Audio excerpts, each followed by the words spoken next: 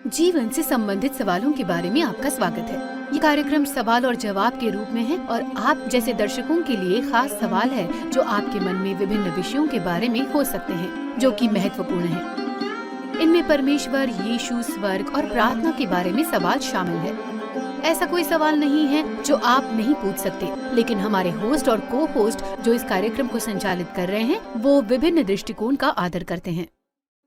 Hello, जीवन से संबंधित सवालों के बारे में आपका स्वागत है जो आपके लिए फीबा इंडिया और क्राइस्ट टू द वर्ल्ड की ओर से लाए गए हैं। मैं डैनिया जोहानिस हूँ और मैं आपकी आज की होस्ट हूँ। ये कार्यक्रम सवाल और जवाब के रूप में है और आप जैसे दर्शकों के लिए खास सवाल है जो विभिन्न विषयों पर है, जैसे अकेलापन, डिप्रेशन या अवसाद, दुख, पारिवारिक मुद्दे, बीमारी, आत्महत्या और मृत्यु के बारे में भी।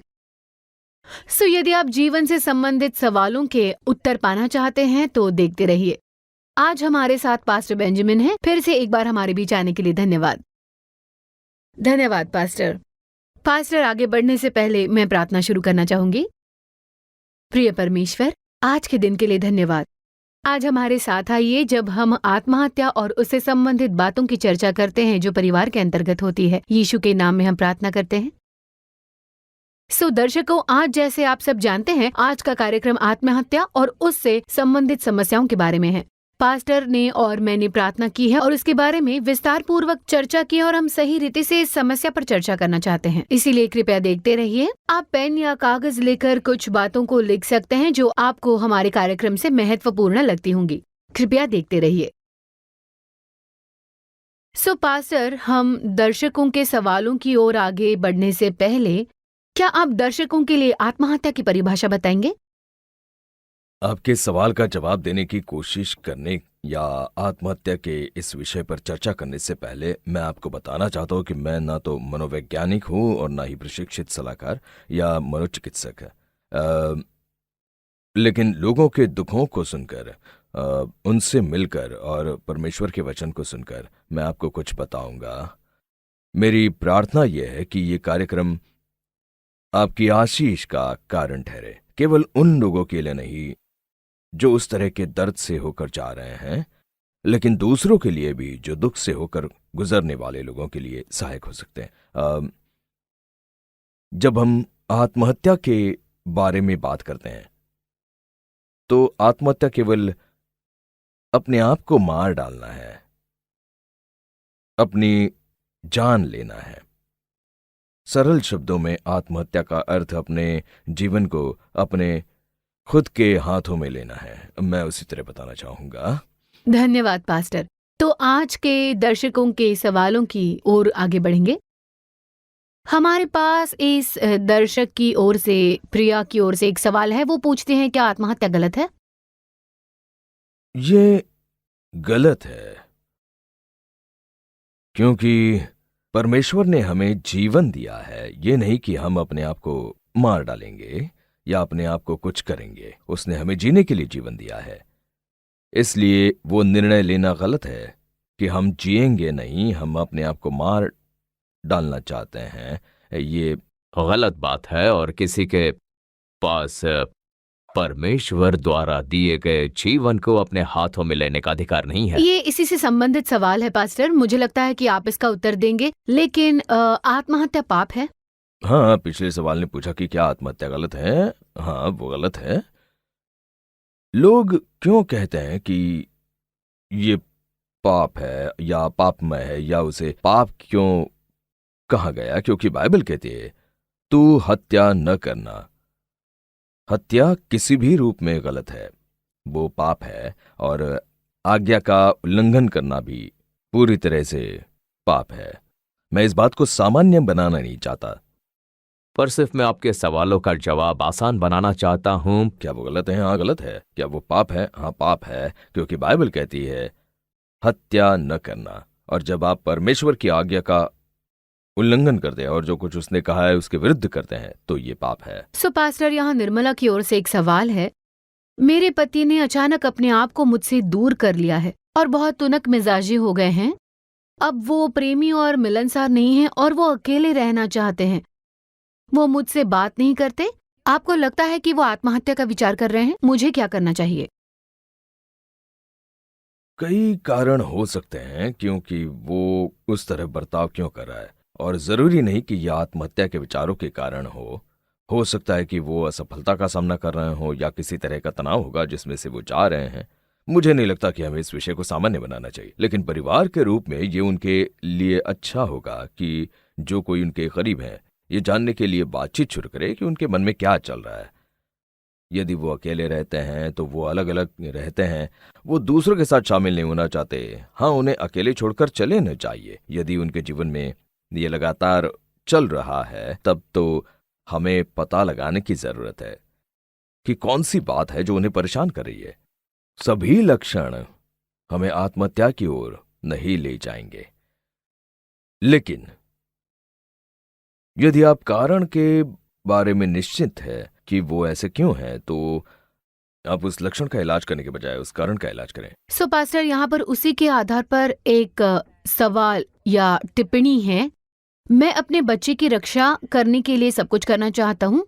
वो कुछ कारण क्या है जिससे जवान लोग अपनी जान ले लेते हैं? कई कारण हैं।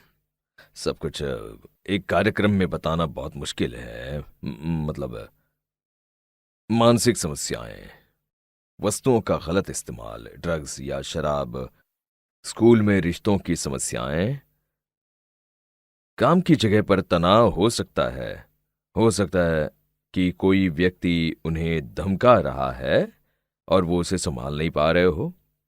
भेदभाव के कारण हो सकता है, या हो सकता है कि उन्हें अपने किसी दोस्त को खो दिया है या किसी दोस्त ने आत्महत्या कर ली है और इसका असर उस व्यक्ति पर हुआ है, इसलिए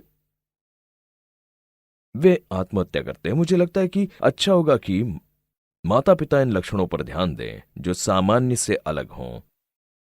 यदि बच्चा खा नहीं रहा है, यदि बच्चा अपने आप को बंद कर देता है, जब उसके अंक कम हो जाते हैं, उसके अलग तरह के दोस्त बन जाते हैं, तो इन सारी बातों पर ध्यान दें। माता पिता को सतर्क रहना चाहिए और अंत तक इंतजार नहीं करना चाहिए। जरूरी नहीं कि वो आत्महत्या के बारे में सोच रहा हो, लेकिन बच्चे को वापस सही रास्ते पर लाना ये करना होगा।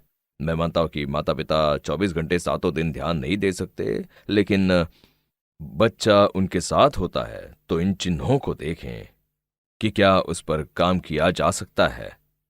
ओके, धन्यवाद पास्टर। मुझे यकीन है कि कई माता पिता हैं जो इस समय ये कार्यक्रम देख रहे हैं। मुझे लगता है कि अपने बच्चों से व्यवहार करने का यही सही तरीका हो सकता है, खासकर जवानों के माता पिता। सो धन्यवाद पास्टर। सो पास्टर, दूसरे किसी अभिभावक ने हमें पूछा है, क्या कुछ चेतावनी के चिन्ह या खतरे के लक्षण जो मैं अपने बच्चे में देख सकती हूँ ताकि जानूं कि क्या उसे सहायता की जरूरत है? मुझे नहीं लगता कि माता पिता को बैठकर बच्चे की ओर ताकते रहना है ताकि इन चिन्हों को तलाशें, लेकिन वे उन्हें दिखाई दे सकता है।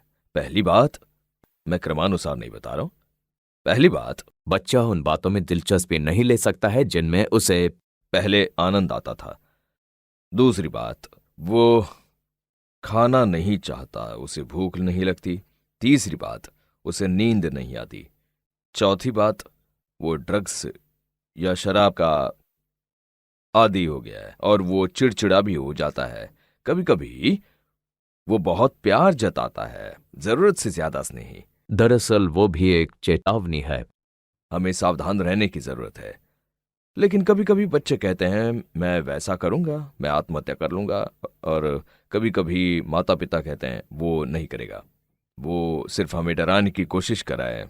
मुझे लगता है कि हमें सावधान रहने की जरूरत है। वो कर सकता है, वो करेगा, या मुझे दूसरी तरह से कहने दीजिए, वो आपको हमेशा कहेगा। मैंने आपको बताया, आसपास के लोगों को बताया, वो जाकर स्कूल में बताएगा। सो मुझे लगता है हमें इन बातों को लेकर सावधान रहना है और उस बच्चे की मदद करने की कोशिश करनी है। धन्यवाद पास्टर। मुझे लगता है कि कई जवान बच्चों के माता पिता इस समय ये कार्यक्रम देख रहे होंगे और ये अत्यंत महत्वपूर्ण है कि आप देखते रहिए, क्योंकि आपके लिए ये जानना महत्वपूर्ण है कि बच्चों को मदद की कब जरूरत होगी। इसलिए कृपया देखते रहिए। सो हम अगले सवाल की ओर बढ़ते हैं और ये ऐसा लगता है कि सहायता के लिए एक जरूरी पुकार है। मेरा 10 साल का बेटा कहता है कि काश वो मर गया होता, मुझे क्या करना चाहिए? बहुत ध्यान से सुनिए, इस विचार को हटाकर मत रखिए। बच्चा किसी गहरी चोट के कारण कह रहा है। वो केवल 10 साल का है, क्या मेरा कहना सही है? अब हम ये नहीं कह सकते कि केवल किशोर उम्र का व्यक्ति इन दिनों आत्महत्या करना चाहता है। इन दिनों में उम्र मायने नहीं रखती। मैंने पढ़ा कि एक 7 साल के बच्चे ने आत्महत्या कर ली। इसलिए मुझे लगता है कि जब बच्चा कहता है तब माता पिता को उस बात को अनदेखा नहीं करना चाहिए और ये नहीं कहना चाहिए कि तुम फालतू बड़बड़ा रहे हो। अच्छा होगा कि वे बैठकर उसके बारे में बातचीत करें। और उन्हें ये सुनकर आश्चर्य होगा कि बच्चे के पास कहने के लिए इतनी सारी बातें हैं। वो न केवल मरना चाहता है बल्कि मरने का तरीका भी बताता है। इसलिए माता पिता होने के नाते मैं कहूंगा कि आप समय निकालिए, उस पर चिल्लाइए मत, नाराज मत होइए, शब्दों का इस्तेमाल मत कीजिए, परंतु बुलाइए और कहिए अपनी जान लेने से इस जीवन में बढ़कर बहुत कुछ है। सो पास्टर, यहाँ पर एक सवाल है जिसका जवाब हम सब में से कहीं को चाहिए, हम में से अधिकतर लोगों को। क्या कोई तरीका है मैं अपने घर या परिवार आत्महत्या प्रतिरोधक बनाऊं? आपको क्या लगता है? मुझे लगता है थोड़ा सा। वैसा है? हाँ हाँ। अब मुझे लगता है कि जब वे कहते हैं कि आत्महत्या नहीं कर सकते, तो क्या हम व्यक्ति को आत्महत्या करने से रोक सकते हैं या क्या हम ऐसा घर बना सकते हैं जहां उसके लिए आत्महत्या न करने का प्रावधान हो? मतलब मुझे लगता है आप जितना ध्यान रखें, आत्महत्या तो आत्महत्या है जो किसी भी क्षण हो सकती है। हम केवल एक वातावरण तैयार कर सकते हैं जहां बच्चा आरामदायक तरीके से सुरक्षित रह सकता है, परंतु कोई गारंटी नहीं है। व्यक्ति को कुछ भी उकसा सकता है, जैसा कि आपने कहा, मानसिक बीमारी, प्रेम में विफलता, पढ़ाई में फेल, नौकरी में विफल, ये सारी बातें, ये केवल कुछ ही क्षणों की बात होती है। क्या हम आत्महत्या प्रतिरोधक घर बना रहे हैं? उदाहरण के लिए अच्छी जाली ताकि वे कूद न सकें और दरवाजे के सारे ताले हटा दें। आप चाहे जो कीजिए। यदि कुछ होना होगा तो जरूर होगा, चाहे वो अंदर हो या बाहर। ऐसा करने का दूसरा तरीका है स्वस्थ घर परिवार का होना। ऐसा वातावरण तैयार करें जहां आप सुरक्षा दे सकते हैं, जहां आप आनंद मना सकते हैं, हंस सकते हैं। लेकिन मैं ऐसे लोगों को भी देखता हूं जो ऐसे घर से आए हैं और उन्होंने आत्महत्या कर ली है। हम केवल इतना ही कर सकते हैं, अपने बच्चों के लिए प्रार्थना करें, प्रियजनों की प्रार्थना करें, परमेश्वर की सुरक्षा के लिए प्रार्थना करें कि वे इन असफलताओं से, बुरे विचारों से, नकारात्मक विचारों से प्रभावित न हो। माता पिता के रूप में हम केवल इतना ही कर सकते हैं, दोस्त कर सकते हैं, परंतु बाकी सारी बातों के बावजूद यदि वे करना चाहते हैं तो वे कहीं भी आत्महत्या कर सकते हैं। इसलिए मैं कहूंगा हाँ और नहीं। धन्यवाद पास्टर। मुझे लगता है कि कई लोगों को इस समय ये कार्यक्रम देखते रहने की जरूरत है, क्योंकि हम दुनिया में आत्महत्या के बारे में बहुत कुछ सुन रहे हैं। कई लोग जिनके साथ आप रहे हैं जो कल रात तक खुश थे, लेकिन अगले सुबह उन्होंने शायद आत्महत्या कर ली होगी। हम कई लोगों को देखते हैं कि वो अपने अंदर कई बातों को दबाए रखे हुए हैं। इसीलिए अभी आप या कोई जिन्हें आप जानते हैं किसी बात से होकर गुजर रहे हैं तो कृपया देखते रहें। और यदि आप चाहते हैं कि आपको किसी जरूरी विषयों को संबोधित करने की जरूरत है तो हमें लिखिए, कृपया हमें लिखिए। पास्टर भी आपका ध्यान रखेंगे तो हमें जरूर लिखिए। ये एक है कि हमने कहा है कि स्वस्थ वातावरण बनाए रखें, दूसरा है कि प्रार्थना करें, तीसरा है परिवार के रूप में एक साथ समय बिताएं या ध्यान दें कि क्या कोई लाल झंडा है और उस पर तुरंत कार्य करें। उस बात को अनदेखा करते हुए ये न कहें कि वो अंतर्मुखी स्वभाव का है, वो लड़की अंतर्मुखी है और वो इस तरह से बर्ताव करती है, और ये भी न कहें कि उसके दोस्तों का उस पर प्रभाव है इसलिए वो इस तरह की प्रतिक्रिया देती है। मुझे लगता है कि माता पिता होने के नाते हमें अतिरिक्त अनुग्रह और बल की जरूरत है ताकि हम इस बात को समझें कि बच्चे किस बात से होकर गुजर रहे हैं, और ये तब होता है जब हम समय बिताते हैं। इन दिनों हमारे पास आपसी वार्तालाप के लिए भी समय नहीं होता, और घर के अंदर भी ये इतना आसान हो गया है कि केवल लोग व्हाट्सएप संदेश देखते रहते हैं। मुझे लगता है कि हमें समय बनाने की जरूरत है जहां पर हम एक दूसरे के साथ बातचीत करें। पास्टर, अगले सुझावों को जारी रखने से पहले मैं एक सवाल पूछना चाहूंगी कि पास्टर, प्रार्थना निश्चित रूप से क्या है और उस व्यक्ति को वो कैसे करनी चाहिए? प्रार्थना केवल परमेश्वर से बातचीत करना है। यदि आपने जीवन से संबंधित प्रश्नों के विषय में पिछले कार्यक्रमों को सुना है तो यही सवाल पूछा गया था, प्रार्थना क्या है? केवल प्रार्थना परमेश्वर से बात करना है। अब ये मुझे कहने दीजिए, बाइबल में आत्महत्या की प्रवृत्ति रखने वाले 2 लोग थे, एक था योना और दूसरा था एलिया। लेकिन मैं हमेशा ये कहता हूं वे मरना चाहते थे। वास्तव में उन्होंने परमेश्वर को बताया कि वे मरना चाहते हैं। यदि वो प्रार्थना सुनने वाला परमेश्वर है तो उसे उस प्रार्थना का उत्तर देना चाहिए। मैं उसे देखूंगा, वो शब्दों को नहीं मापता, वो हमारे हृदय का मूल्यांकन करता है। वो जानता है कि यह प्रार्थना एक निराश उदास हृदय से आ रही है और इसलिए वो मनुष्य की प्रार्थना का उत्तर देने के बजाय उस मनुष्य को उत्तर देता है। इसलिए जब हम प्रार्थना के विषय में बोल रहे हैं तो प्रार्थना परमेश्वर को केवल ये बताना है कि मुझे कैसे महसूस हो रहा है। प्रभु, मैं मरना चाहता हूं। प्रभु, मैं अपने आप को मार डालना चाहता हूं। मैं अपने आप को हर एक से दूर करता हूं।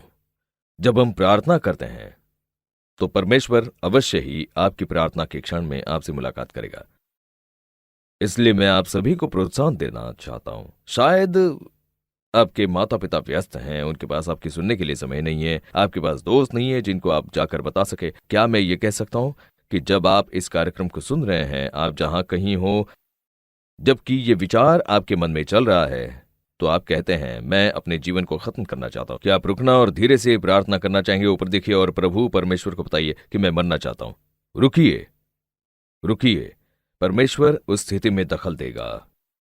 योना आत्महत्या नहीं कर पाया, एलिया ने आत्महत्या नहीं की, परमेश्वर ने दखल दिया और उन्हें छुड़ा लिया। सो पास्टर, हम यहाँ एक पल के लिए रुक जाएंगे और अब तक के हमारे कार्यक्रम का सारांश देखेंगे उन दर्शकों के लिए जो प्रसारण शुरू होने के बाद में हमारे साथ शामिल हुए। सो पास्टर, क्या मैं कृपया आपसे विनती कर सकती हूँ कि जो कुछ हमने अब तक कहा है उसका सारांश प्रस्तुत करें? आत्महत्या गलत है, ये पाप है, क्योंकि बाइबल कहती है कि अपनी हत्या न करें और दूसरों की भी हत्या न करें। ये अनाज्ञाकारिता है। ये किसी भी परिवार में होता है, धनवान, गरीब, संपन्न, स्वस्थ और अस्वस्थ, ये होता है। ये किसी भी उम्र में होता है, धनवान और छोटे और बड़े बच्चे, किशोर उम्र के बच्चे, ये होता है। चाहे स्त्री हो या पुरुष हो, ये दुनिया भर में कहीं पर भी हो सकता है। और उस स्थिति में भी एक व्यक्ति है, केवल पूरे विश्व में एक व्यक्ति है जो समझता है कि जिस बात में से आप होकर गुजर रहे हैं वो क्यों गुजर रहे हैं, और उसके पास उत्तर हैं। जैसा कि मैंने कहा, मैं मनोवैज्ञानिक या मनोचिकित्सक या प्रमाण पत्र प्राप्त सलाहकार नहीं हूं। मैं केवल परमेश्वर के वचन का विद्यार्थी होने के नाते बोल रहा हूं कि परमेश्वर न केवल आपके शब्दों को सुन सकता है बल्कि आपकी पुकार को भी सुन सकता है। वह आपके आंसुओं को भी सुन सकता है। हर कोई आनंद नहीं मनाता, कोई भी आत्महत्या कर आनंदित नहीं होता है, कोई भी आनंद के साथ आत्महत्या नहीं करता। और परमेश्वर जानता है कि वो अत्यंत दुख भरे दिल से आता है, और खासकर जब परमेश्वर आपसे और मुझसे इतना प्रेम करता है तो वो दखल देगा, क्योंकि हम उसके लिए बहुमूल्य हैं। और जब आप उसे पुकारेंगे तो वो आपको छुड़ा देगा। धन्यवाद पास्टर, ये बहुत बहुत प्रेरणादायक है। मुझे लगता है कि दर्शक और जानने के लिए देखते रहना चाहते हैं वो सभी जो इस समय किसी विपत्ति से होकर गुजर रहे हैं। मुझे लगता है आप उनकी सारी चिंताओं को संबोधित भी कर रहे हैं। धन्यवाद पास्टर। सो पास्टर, हम अगले सवाल की ओर चलते हैं। क्या आप इस बारे में और बात कर सकते हैं कि हम कैसे खुले रूप में वार्तालाप को स्थापित कर सकते हैं? अवकाश से पहले इस बारे में हम बात कर रहे थे।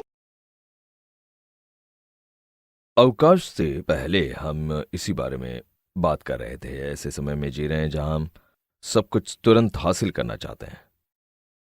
हमारे पास रुकने के लिए समय तक नहीं है, दूसरे व्यक्ति की ओर देखकर मुस्कुराने के लिए भी नहीं।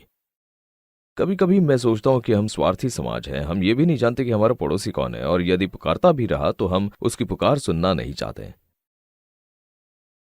सो हम केवल अपने लिए जीते हैं। मैं ये कहूंगा कि हर व्यक्ति को दूसरी व्यक्ति की पुकार सुनने के लिए इच्छुक रहना चाहिए। मैंने इस महीने के एक मासिक पॉडकास्ट में कहा कि उसका शीर्षक था it is not arms, ALMS, ये था ARMS। हथियार देना आसान है, लेकिन बाहें बढ़ाकर उस व्यक्ति को ऊपर उठाना कठिन है। और मेरा मानना है कि परमेश्वर चाहता है क्या आप अपने संवेदनशील कान देकर उनकी सुने जो बोल नहीं रहे हैं, और उनके आंसुओं को देखें जो गुप्त में रो रहे हैं। मुझे लगता है कि हमें अपने घर को फिर से सजाने की जरूरत है। मैं दीवारों के बारे में और अंदर की साज सज्जा के बारे में नहीं बोल रहा हूं। जिस तरह घर को घर के रूप में कार्य करना चाहिए। घर स्कूल नहीं हो सकता, घर राजमहल नहीं हो सकता।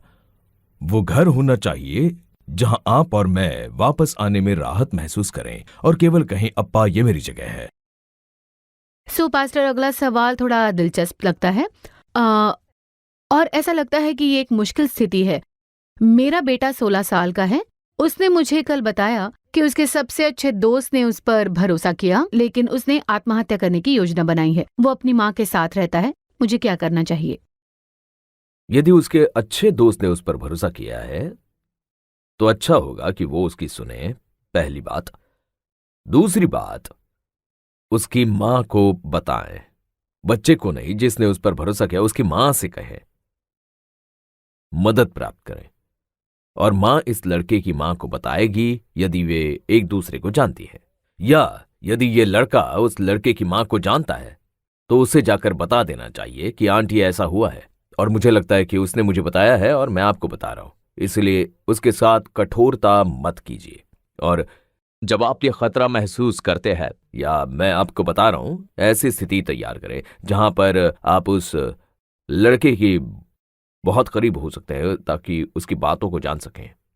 तो मुझे लगता है कि ये महत्वपूर्ण है कि वो लड़का ये बात उस परिवार को बताए। ठीक है पास्टर, मुझे लगता है कि ये अत्यंत संवेदनशील बात है। ये बहुत ही गंभीर विषय है जो हमारे आसपास हो रहा है। हम छोटे बच्चों में देखते हैं, और यदि हम ऐसे लोगों के साथ ही जिनके मन में आत्महत्या के विचार है, तो मुझे लगता है कि अत्यंत महत्वपूर्ण है कि हम ये बात उनके माता पिता के या पालकों के ध्यान में ला दे, या ऐसे किसी व्यक्ति के जो उन्हें मदद कर सकता है।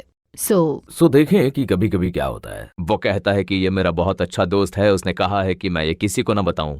अच्छा दोस्त ऐसा नहीं करेगा। मेरा अच्छा दोस्त हमेशा ऐसा दोस्त होगा जो बीच में कूदकर विपत्ति के समय में उसकी मदद करेगा। ऐसा न कहे कि वो मेरा सबसे अच्छा दोस्त है, उसने मुझ में भरोसा रखा और मुझे बताया कि मैं उसके माता पिता को ना बताऊं। ये अच्छा दोस्त होना नहीं है। अच्छा दोस्त अपने दोस्त को बचाने के लिए मदद की तलाश करेगा, है ना? बिल्कुल, धन्यवाद पास्टर। पास्टर, आप बहुत सारे सवालों के जवाब दे रहे हैं और आपने काफी जानकारी भी दी है। एक सवाल है जो मैं पूछना चाहूंगी। यदि आप केवल एक बात बताते हैं जो मैं अपने परिवार को आत्महत्या से बचने के लिए कर सकती हूँ, तो वो क्या होगी? खुले तौर पर बातचीत करना। देखिए, बच्चों को घर में किसी भी विषय में बातचीत करने का डर बिल्कुल नहीं होना चाहिए। और माता पिता होने के नाते उन परिस्थितियों को संबोधित करने की जरूरत है, और बच्चा ये जानने पाए कि हमने इन सारे विषयों पर चर्चा की है, और जिस परिवार के पास में अपना दिल खोल कर जा सकता हो और बात कर सकता हो वो मेरा परिवार है। जब हम अपने आप को बंद कर देते हैं तब वे जाकर अपने पड़ोसियों के साथ बात करेंगे। इसीलिए परिवार में माता पिता को अपने बच्चों को प्रोत्साहन देने की जरूरत है। सो मैं कहूंगा वार्तालाप। बिल्कुल, एकदम सच है। धन्यवाद पास्टर। तो यहाँ पर एक अत्यंत खरा सवाल है पास्टर जो दर्शक ने पूछा है। मैं यीशु के पीछे चलना चाहता हूँ, क्या आप मुझे बता सकते हैं कि मैं ये कैसे करूँ? ये सवाल जो पूछ रहे हैं वे विषय से संबंधित नहीं है, लेकिन मुझे लगता है कि जब व्यक्ति पूछता है कि मैं यीशु का अनुसरण करना चाहता हूं, मुझे लगता है वो व्यक्ति इस बात को पहचानता है कि केवल यीशु उसे इस प्रकार के विचारों से या प्रयास से या कार्य से बचा सकता है। सो धन्यवाद उस सवाल के लिए। उद्धारकर्ता के रूप में मसीह को ग्रहण करना, उसे ग्रहण करना, उद्धारकर्ता केवल आपको आपके पापों से नहीं बचाता, परंतु आपको विनाश से बचाता है, आपको अपने आप को मार डालने से बचाता है, आपको इस प्रकार के विचारों से बचाता है। और मुझे खुशी है कि आपने कहा कि मसीह को कैसे ग्रहण करें। जैसा कि मैंने पिछली बार कहा है, विश्वास से मांगे और कहें प्रभु यीशु, क्योंकि अब आप जानते हैं कि यीशु ही है। उसे कहें कि प्रभु यीशु मेरे जीवन में आइए, मेरे पापों को क्षमा कीजिए। प्रभु इन नकारात्मक विचारों को मुझ में से हटा दीजिए, इन आत्महत्या के विचारों को हटा दीजिए, मेरे जीवन में आइए, मुझे ऐसा जीवन जीने में मदद कीजिए जो आपको प्रसन्न करने वाला हो। जीवन का उत्सव मनाएं, जीवन का आनंद लें और अपने आप को कभी मारने की ना सोचें। पर बाइबल कहते हैं कि प्रभु आएगा और उसके साथ संगति करेगा। धन्यवाद पास्टर। मुझे आशा है कि जिस किसी ने ये सवाल पूछा है उसे आज उत्तर मिल गया हो। अगला सवाल हमारे पास है पास्टर। मैं अपने पापों से मन फिराना चाहता हूँ, यीशु पर अपने उद्धारकर्ता के रूप में विश्वास करना चाहता हूँ, मैं ये कैसे करूँ? मैंने अभी अभी कहा कि विश्वास के साथ प्रार्थना कीजिए और मसीह को अपने जीवन में न्योता दीजिए। सच्चा पश्चाताप कीजिए। प्रभु से विनती करते समय आपका विश्वास सच्चा हो, उसके बाद भरोसा रखें कि उसने आपकी प्रार्थना का उत्तर दिया है और जीवन का आनंद लें। यदि आज आपको मसीह को ग्रहण करने की जरूरत है और यदि आप चाहते हैं कि मैं प्रार्थना करूं, तो मुझे प्रार्थना करने दीजिए। यह सच्चे दिल से आने दीजिए दोस्तों, और मेरे बाद आप इस प्रार्थना को दोहरा सकते हैं। प्रभु यीशु, प्रभु यीशु, मेरे जीवन में आइए प्रभु, मेरे जीवन में आइए प्रभु। केवल आप ही जानते हैं कि मैं कौन हूं। केवल आप ही जानते हैं कि मैं कौन हूँ। मेरे जीवन में ऐसे समय थे जब मैंने परमेश्वर के अस्तित्व पर भी सवाल किया। मेरे जीवन में ऐसे समय थे जब मैंने परमेश्वर के अस्तित्व पर भी सवाल किया। मेरे मन में ऐसे विचार हैं जो मुझे परेशान कर रहे हैं। मेरे मन में ऐसे विचार हैं जो मुझे परेशान कर रहे हैं। और धन्यवाद प्रभु कि केवल आप ही हैं जो मेरे विचारों को जानते हैं। और धन्यवाद प्रभु कि केवल आप ही हैं जो मेरे विचारों को जानते हैं। मुझे खोजिए परमेश्वर, मुझे खोजिए परमेश्वर, और मेरे विचारों को जानिए, मैं प्रार्थना करता हूँ। और मेरे विचारों को जानिए, मैं प्रार्थना करती हूँ। प्रभु यीशु, प्रभु यीशु, मेरे पापों को क्षमा कीजिए। मेरे पापों को क्षमा कीजिए। मेरे जीवन में आइए। मेरे जीवन में आइए। मैं यीशु के नाम में प्रार्थना करता मैं हूँ। यीशु के नाम में प्रार्थना करती हूँ। आमीन। आमीन। उस सुंदर प्रार्थना के लिए धन्यवाद पास्टर। मुझे यकीन है कि इस प्रार्थना ने आज कई लोगों को छू लिया होगा। इसलिए हम अगले सवाल की ओर बढ़ते हैं पास्टर, और ये एक फॉलो अप क्वेश्चन है जो पिछले सवाल पर आधारित है जो हमने पूछा। यदि मैं यीशु को अपना उद्धारकर्ता ग्रहण करना चाहता हूं तो मुझे क्या करना चाहिए? अब ये दर्शक पूछ रहा है कि मैं अभी क्या करूं? आपने मसीह को अपना उद्धारकर्ता ग्रहण किया है और आप इस बात पर विश्वास करते हैं, तो ऐसे लोगों के साथ जो आपके जैसे विश्वास करते हैं समय बिताएं, जिन्होंने अपना जीवन मसीह को दे दिया है। ऐसे लोगों के साथ ऐसी संगति ढूंढ निकालिए जो आपके आसपास हैं, जहां आप जा सकते हैं। परमेश्वर के वचन से प्रभावित हो, रोज बाइबल पढ़ें, प्रतिदिन प्रार्थना करें, परमेश्वर के लोगों के साथ नियमित रूप से संगति रखें। पास्टर, इसके साथ ही हम इस कार्यक्रम के अंत में आते हैं। धन्यवाद धीरज के साथ बैठकर उत्तर देने के लिए और अत्यंत संवेदनशील विषय को संबोधित करने के लिए पास्टर। और मुझे पूरा यकीन है कि कई सारे माता पिता को जवाब मिल गया होगा, उन्हें एक तरह की दिशा मिल गई है। और कई लोग हैं जिनके मन में इस समय आत्महत्या के विचार होंगे, और मुझे पूरा यकीन है कि उन्हें उत्तर मिल गया होगा और परमेश्वर के निकट आने का रास्ता भी। धन्यवाद, बहुत बहुत धन्यवाद। धन्यवाद दर्शकों इस कार्यक्रम को देखने के लिए। और मुझे यकीन है कि इसने आज आपकी सहायता की है। वो सब जो किसी भी प्रकार की समस्या का सामना कर रहे होंगे, आप अवश्य ही फीबा को और पास्टर बेंजामिन को लिख सकते हैं। हम यहाँ पर आपकी समस्याओं को संबोधित करने के लिए हैं। कृपया देखते रहिए, अगली बार फिर वापस आएंगे। ये जीवन से संबंधित सवाल है और जो आपके लिए FIBA India and Christ to the world की ओर से लाए हैं। धन्यवाद। देखने के लिए धन्यवाद। यहोवा तुझे आशीष दे और तेरी रक्षा करे। यहोवा तुझ पर अपने मुख का प्रकाश चमकाए और तुझ पर अनुग्रह करे। यहोवा अपना मुख तेरी ओर करे और तुझे शांति दे। आप मोबाइल पर और व्हाट्सएप क्रमांक 8448877757 पर हम तक पहुंच सकते हैं।